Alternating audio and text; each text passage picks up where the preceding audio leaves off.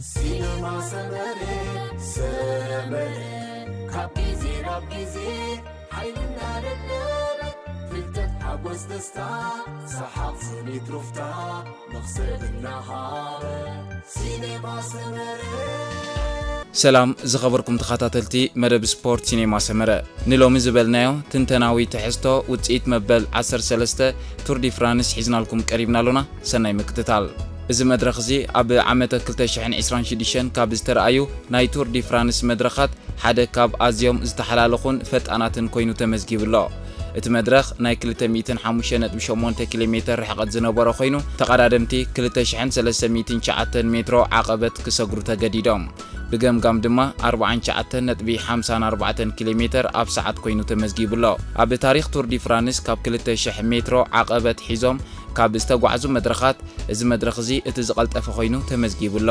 ንምንጽጻር ዝኣክል ኣብ 2022 ሻድሻይ መድረኽ 219.9 ኪሎሜትር ኣብ ዝነበረ ጉዕዞ 2477 ሜትሮ ዓቐበት ብገምጋም ፍጥነት 49.37 ኪሎሜትር ኣብ ሰዓት ነይሩ ናይ 1998 መድረኽ 12 ድማ 206 ኪሎሜትር ኣብ ዝነበረ ጉዕዞ 2500 ሜትሮ ዓቐበት ብገምጋም ፍጥነት 48.88 ኪሎሜትር ኣብ ሰዓት ተመዝጊቡ ካብ ወግዓዊ መበገሲ ኣትሒዙ ዓበይቲ ጉጅለታት ንምፍጣር ዝተገብረ መጥቃዕቲ ነቲ ፍጥነት ኣዝዩ ከም ዝውስኽ ገይርዎ እዩ እቲ ዝቆመ ናይ ብሬክ ኣዌይ ጉጅለ 37 ተቀዳደምቲ ዝሓዘለ ኮይኑ ንኡስ ጋንታ ዝመስል ብቕዓት ዝነበሮም ከም በዓል ፒትኮክ ማኪነልቲ ዌለንስን ቫንጊሊስን ዝኣመሰሉ ዝሓዘለ ስለ ዝነበረ እቲ ፍጥነት ንድሕሪት ክምለስ ኣይከኣለን ስዊዘርላንዳዊ ተቀዳዳማይ ማውሮ ሽሚድ ነዚ መድረኽ እዚ ክዕወት ዝኻለሉ ምኽንያት ብዕድል ዘይኮነ ብልክዕ ብዝተሓስበሉ ናይ ጋንታ ስራሕን ውልቃዊ ብልሓትን እዩ ጋንቱ ኣብቲ ናይ መጀመርታ ዝሃደመት ጉጅለ 4 ሓያላት ተቀዳደምቲ ከተእቱ ክኢለያ ሉክ ፕላፕ ቤን ኦኮነር ማይክል ማቲውስን ማውሮ ሽሚድን ኣብቲ ናይ መወዳእታ 30 ኪሎሜትር ሉክ ፕላክ መጥቃዕቲ ብምፍናው ነቶም ካልኦት መቀናቐንቲ ከም ዝደኽሙን ሓይሎም ከም ዝውድኡን ገይርዎም እዩ ነዚ ስልቲ እዚ ንማውሮ ሽሚድ ሓይሉ ክዕቀብን ንናይ መወዳእታ መጥቃዕቲ ክዳሎን ምቹእ ባይታ ፈጢሩሎ ኣብ መበል 16 ኪሎሜትር ናይ መወዳእታ ማውሮ ሽሚድ ካብ ጉጅለ ብምውፃእ ሓያል መጥቃዕቲ ገበረ ኮሎምቢያዊ ተቀዳዳማይ ሃሮልድ ቴጃዳ ካብ ኣስታና ጥራዩ ክስዕቦ ዝኻለ ሽሚድን ቴጃዳን ሓቢሮም ናብቲ ናይ መወዳእታ ፊኒሽ ክበጽሑ ከለው እቲ ናይ ቅጽበታዊ ቅልስ ንመን ከም ዝጠቅም ዝነበረ ታሪኽ ዘርእዮ ነይሩ ሃሮልድ ቴጃዳ ኣብ ታሪኽ ቅድድሙ ካብ ንኣሽቱ ጉጅለታት ናይ ምዕዋት ዓቕሙ 100 ጥራይ ነይሩ ካብ 74 ፈተናታት ሓንቲ ዓወት ጥራይ ኣመዝጊቡ ሽሚድ ኣብ ከም ዝኣመሰለ ናይ መወዳእታ ሜትሮታት ዝያዳ ንፉዑ ኣብ ናይ መወዳእታ ካሊኢታት ሽሚድ ሓይሉ ብምጥቃም ንቴጃዳ ብምቕዳም ነቲ ዓወት ጨቢጥዎ ቶም ፒትኮክ ነዚ መድረኽ ሳልሳይ ኮይኑ ዛዚምዎ ንሱ ነቲ ናይ መድረኽ ዓወት እኳ እንተዘይሓፈሶ እቲ ዝበለጸ ስትራቴጂካዊ ዓወት ግን ናትዩ ነይሩ ፒትኮክ ኣብታ መራሒት ጉጅለ ተጸምቢሩ ብምጽናሕ ነቲ ምስቶም ናይ ግዜ ውድድር ዝመርሑ ዘለው ከም በዓል ፖጋቻ ዝነበሮ ናይ ግዜ ፍልልይ ብ7 ደቂቕን 34 ካሊኢትን ከጽብቦ ኽኢሉሎ እዚ ድማ ካብ መበል 10 ደረጃ ናብ መበል 4ይ ደረጃ ክድይባ ኽኢልዎ እዚ ምንቅስቓስ እዚ ነቲ ኣብ ሞንጎ ታሪ ፖጋቻን ዮናስ ቬንገጋርድን ዝግበር ዘሎ ቅልስ ሓድሽ ተወዳዳራይ ከም ዝተጸምበረ ዘርኢ እዩ መበል 13 መድረኽ ቱር ዲ ፍራንስ 2026 ብታሪኻዊ ፍጥነቱ ጥራይ ዘይኮነ ብስትራቴጂካዊ ምትፍናን ጋንታታትን ናይ ውልቀ ተቀዳደምቲ ውሳኔታትን ዝተመለአ ነይሩ ማውሮ ሽሚድ ብሓገዝ ጋንቱን ብውልቃዊ ብልሓቱን መበል 14 ሓፈሻዊ ዓወቱ ከመዝግብን ከሎ ቶም ፒትኮክ ድማ ነቲ ውድድር ብሓድሽ መልክዕ ክቕይሮ ኽኢሉሎ መበል 13 መድረኽ ቢንያም ግርማይ ካብ ኤንኤስኤን ሓደ ካብቶም ብውሳኔታትን ታክቲካዊ ብልሓትን ዝተመልኡ መድረኻት እዩ ነይሩ ኣብዚ መድረኽ እዚ ዝተረኣየ ምንቅስቓስ ቢንያም ንቀጠልያ ማልያ ዘለዎ ራእይ ንምዕቃብ ከመይ ዝበለ ብሱል ውሳነ ከም ዝወሰደ ዘርኣየሉ እዩ ቅድሚ እዚ መድረኽ እዚ ምጅማሩ ማዲስ ፔደርሰን 357 ነጥቢ ብምሓዝ ነቲ ናይ ነጥቢ ምድብ ይመርሖ ነይሩ ቢንያም ግርማይ 317 ነጥቢ ኣብ ካልኣይ ያስፐር ፊሊፕሰን ድማ 311 ነጥቢ ኣብ ሳልሳይ ደረጃ ነይሮም ኣብ መጀመርታ ናይቲ ውድድር ሓደ ካብቶም ዝዓበዩ ናይ ምህዳም ጉጅለታት 37 ተቀዳደምቲ ዝሓዘለ ክምስረትን ከሎ ክልቲኦም ቀንዲ መቀናቕንቱ ማለት ፔደርሰንን ፊሊፕሰንን ኣብቲ ጉጅለ ከኣትው ክኢሎም እዮም ኣብዚ እዋን እዚ ንቢንያም ክልተ ምርጫታት ጥራይ ነይርዎ እቲ ቀዳማይ ኣብ ፔሌቶን ምጽናሕ እዚ ምርጫ እዚ ንቢንያም ሓይሊ ክዕቅብ ዝሕግዞ እኳ እንተነበረ ፔደርሰንን ፊሊፕሰንን ግን ኣብቲ ማእከላይ መስመር ነጥብታት ማለት 25ን 20 ነጥቢ ብምውሳድ ነቲ ጋግ ከም ዘስፍሕዎ ምተገብረ ነይሩ። ካልኣይ ምርጫ ቢንያም ምስኦም ሓቢርካ ምህዳም እዩ። ቢንያም ነዚ ካልኣይ ምርጫ ይመሪጹ። እዚ ድማ መከላኸሊ ታክቲክ ተባሂሉ ዝፅዋዕ ኮይኑ ዕላምኡ ነቶም መቀናቕንትኻ ብቐረባ ብምክትታል ብዘይቀልስ ነጥቢ ከይወስዱ ምክልኻል እዩ። ቢንያም ነዚ ብልክዕ ብምፍጻም ንነብሱ ኣብ ትቕልስ ከም እትህሉ ገይርዋ። እቲ ናይ ማእከላይ መስመር ውድድር ኣብ መበል 137.8 ኪሎ ሜትር እዩ ነይሩ። ፊሊፕሰን ሓደ ካብቶም ዝበለጹ ናይ ፍጥነት መሪሕነት ክህቡ ዝኽእሉ ተቐዳደምቲ ዝኾነ ኤድዋርድ ፓሌንካርት ሓቢርዎ ነይሩ። ፓሌንካርት ነቲ ፍጥነት ብምቁፅጻር ንፊሊፕሰን ቀዳማይ ደረጃ ማለት 25 ነጥቢ ክሕዝ ባይታ ኣዳልዩ።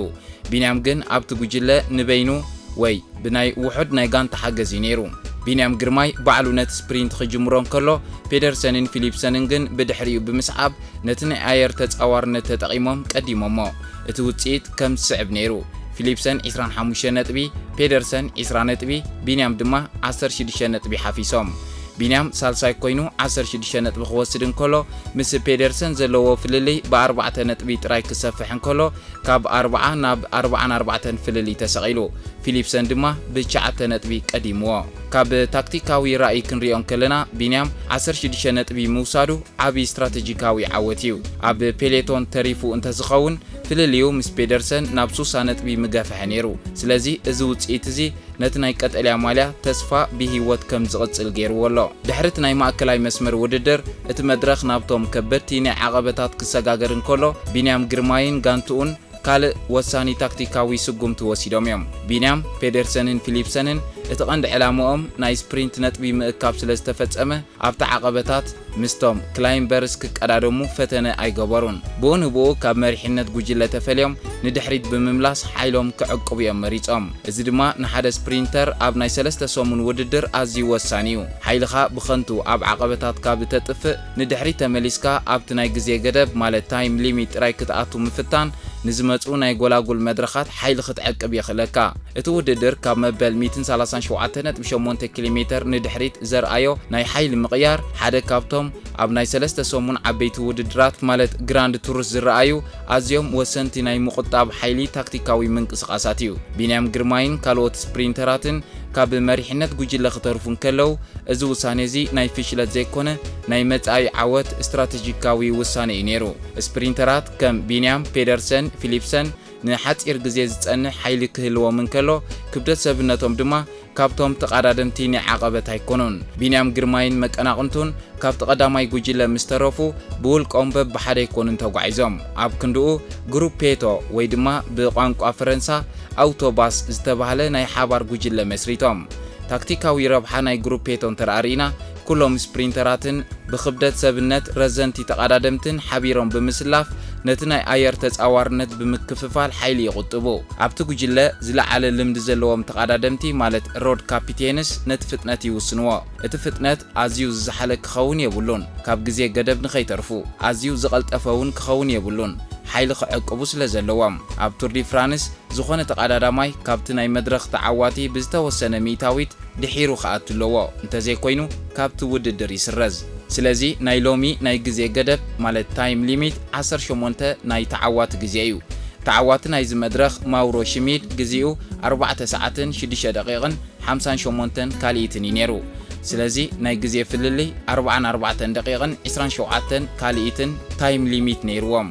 ኩሎም ተቐዳደምቲ ድሕሪ ተዓዋቲ ናይዚ መድረኽ ኣብ ውሽጢ 44 ደቂቕን 27 ካልኢትን ክኣትዉ ነይርዎም። ቢንያም ግርማይ፣ ማዲስ ፔደርሰን፣ ፊሊፕሰንን ነዚ ስልቲ እዚ ብልክዕ ብምርዳእ ኣብ ውሽጢ እቲ ዝፍቀድ ሰዓት ብዘይዝኾነ ይኹን ሓደጋ ሓይሎም ንምዕቃብ ሙሉእ ብምሉእ ተጠቒሞሙሉ እዮም። ስፕሪንተራት ቀጠልያ ማልያ ክዕወትሉ ዝኽእሉ መድረኻት ኣዝዩ ውሱን እዩ። እዞም ተረርቲ ናይ ዓቐብ መድረኻት ግን ንሳቶም ጥራይ ዘይኮኑ ኩሎም መቀናቕንቶም እውን ዝሳቀይሎም መድረኻት እዮም። ቢንያም ምስ ፔደርሰንን ፊሊፕሰንን ሓቢሩ ንድሕሪት ስለ ዝተረፈ ሰለስቲኦም ማዕረ ፀዓት እዮም ኣጥፊዮም። ሓደ ካብኣቶም ሓይሉ ኸጥፍእ ፈቲኑ እንተዝኸውን ንዝመፁ ናይ ስፕሪንት መድረኻት ዓብይ ዋጋ መኸፈለ ነይሩ። እዞም ተቐዳደምቲ ሓይሎም ብምቁጣብ ኣብ ጭዋዳታቶም ዘሎ ናይ ጸዓት ማለት ግላይኮጅን ብቕልጡፍ ክትኩኡ ይኽእሉ። እዚ ድማ ንመበል 14 15 መድረኻትን ንምስጋርን ንመበል 16 መድረኽ ድማ ተስፋ ንምስናቕ ዓብይ ባይታ የዳልወሎም። ቢንያም ግርማይ ድሕሪ ማእከላይ መስመር ዝወሰዶ ስጉምቲ ናይ ቻምፒዮን ታክቲካዊ ውሳነ እዩ። ንሓደ መድረኽ ክትብል ሙሉእ ውድድር ካብ እተባላሹ እቲ ዝዓበየ ዕላማ ቀጠልያ ማልያ ሒዝካ ፓሪስ ምእታው ክትብል ሓይልኻ ብምዕቃብ ምስቶም ተሪፎም ዝነበሩ ተቐዳደምቲ ምጽምባር ዝለዓለ ስልታዊ ብልሓት እዩ። ድሕሪ መበል 13 መድረኽ እቲ ናይ ቀጠልያ ማልያ ቅልስ ሓደ ካብቶም ኣብ ቱር ዲ ፍራንስ ዝተረኣዩ ኣዝዮም ተቐራረብትን ውጥረት ዝመልኦምን ኮይኑ ይቕጽል ኣሎ። እቶም ሰለስተ ሓያላት ተቐዳደምቲ ማለት ቢንያም፣ ፔደርሰንን ፊሊፕሰንን ብናይ ሒደት ነጥብታት ፍልልይ ተፈላለዮም ምህላዎም እቲ ቅልስ ንዝኾነ ታክቲካዊ ለውጢ ዝተቓልዐ ከም ዝኸውን ገይርዎ ኣሎ። በዚ መሰረት ማድስ ፔደርሰን ብ377 ነጥቢ ቀዳማይ፣ ፊሊፕሰን ብ336 ነጥቢ ካልኣይ፣ ቢንያም ግርማይ ድማ ብ333 ነጥቢ ሳልሳይ። ቢንያም ምስ ፊሊፕሰን ማለት 3 ነጥቢ ፍልልይ ኣለዎም። እዚ ፍልልይ እዚ ኣብ ተግባር 0 እዩ።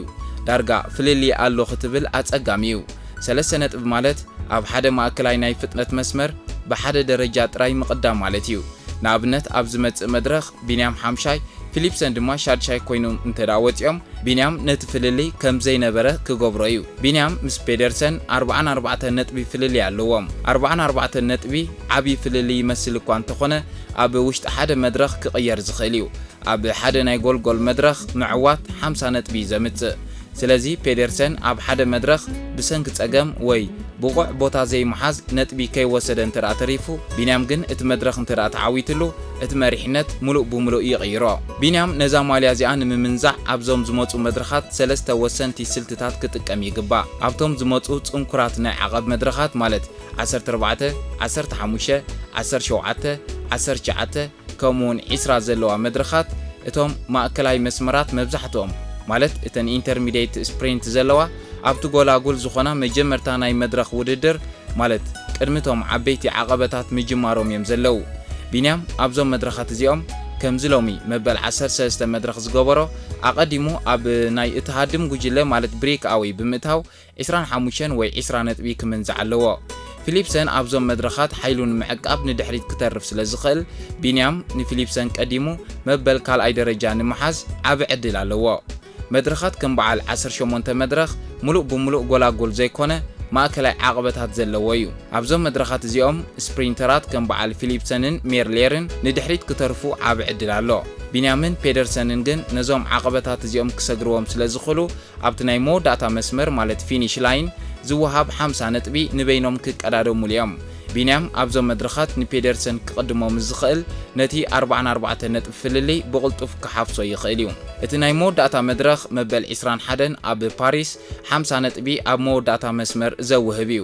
እቲ ቐልስ ክሳብ ዛ ሰዓት እዚኣ ኣዝዩ ተቐራራቢ ኮይኑ እንተደኣ ቐፂሉ እቲ ተዓዋቲ ናይ መወዳእታ መድረኽ ቀጠልያ ማልያ ሒዙ ክኸይድ ዓብ ዕድል ኣለዎ።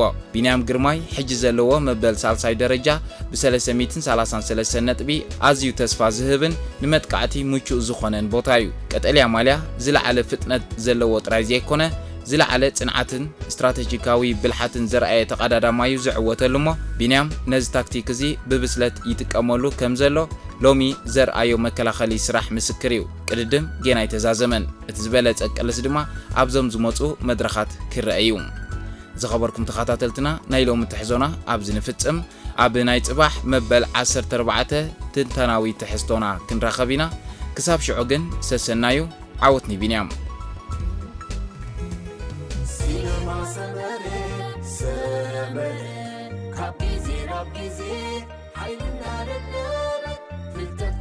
دستا صحاب سوني تروفتا نغسل النهار سينما سمري